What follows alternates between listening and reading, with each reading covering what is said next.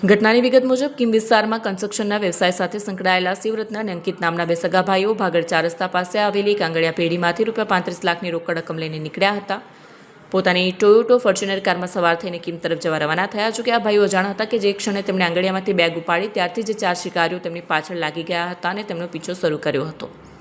સાંજે આશરે 4:15 વાગે જ્યારે ફોર્ચ્યુનર કાર રામનગર 4 રસ્તા અને મોરાભાગળની વચ્ચે આવેલા પ્રકાશ મોબાઈલ સ્ટોર પાસે પહોંચી ત્યારે પાછળથી બાઇક પર આવેલા બે શખ્સોએ જાણી જોઈને કારને ટક્કર મારી। કારને નુકસાન થતાં જ શિવરત્ન અને અંકિત નીચે ઉતર્યા। આ ટકે બાઇક સવારોએ લડાઈ શરૂ કરી દીધી અને એવો ઢોંગ કર્યો કે તેમને ગંભીર ઈજા થઈ છે। બંને ભાઈઓને વાતોમાં એવી રીતે ગૂંચવી નાખ્યા કે તેમનું ધ્યાન કાર પરથી હટી ગયું।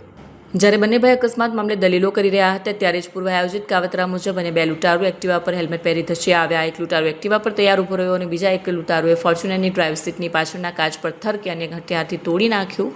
કાચ તૂટતાની સાથે અંદર રાખેલી 35 લાખ ભરેલી બેગ ઉપાડીને ફરાર થયા। ચોરીની જાણ થતાં બંને ભાઈ લૂંટારૂ પાછળ દોડ્યા પરંતુ પકડમાં ન આવતા એક ભાઈ પરત આવ્યો અને ફોર્ચ્યુનર લઈને એક્ટિવાનો ફિલ્મી સ્ટાઇલમાં પીછો કર્યો પરંતુ સાંકડી ગલીઓ અને ટ્રાફિકનો લાભ લઈ એક્ટિવા સવાર લૂંટારૂ આંખના પલકારે અદૃશ્ય થયા। પોલીસે પ્રાપ્ત થયેલા સીસીટીવી ફૂટેજમાં લૂંટારૂએ ચહેરો છુપાવવા હેલ્મેટ પહેર્યું હોવાનું સ્પષ્ટ દેખાય છે। આ ફૂટેજને આધારે વિવિધ રસ્તાઓ પરના કેમેરા ચેક કરવાનું શરૂ કરાયું છે। ભોગ બનનાર પિતા અને બંને ભાઈઓ કિમમાં જાણીતા કન્સ્ટ્રક્શન વ્યવસાય છે। આ ઘટનાને પગલે વેપારી આલમમાં પણ ફફડાટ વ્યાપી ગયો છે। સામાન્ય રીતે આંગળીયામાંથી પૈસા લઈને નીકળતા વેપારીઓને ટાર્ગેટ કરતી ગેંગ ફરી સક્રિય થઈ હોય તેવું લાગી રહ્યું છે। પોલીસે આ મામલે ગુનો નોંધી શંકાસ્પદ લોકોની અટકાયત કરવાની તજવીજ હાથ ધરી છે। આજરોજ રાંદેર પોલીસ સ્ટેશન વિસ્તારમાં આવેલ રામનગર 4 રસ્તા પાસે એક લૂંટની ઘટના બનવા પામેલ છે, જેમાં ભાગળ ખાતે આવેલ આંગળિયા પેઢીમાંથી કિમ ખાતે રહેતા અંકિતભાઈ પુનિયા નામના વ્યક્તિ દ્વારા પૈસા પોતાની ફોર્ચ્યુનર ગાડીમાં લઈ જ રહેલા હતા।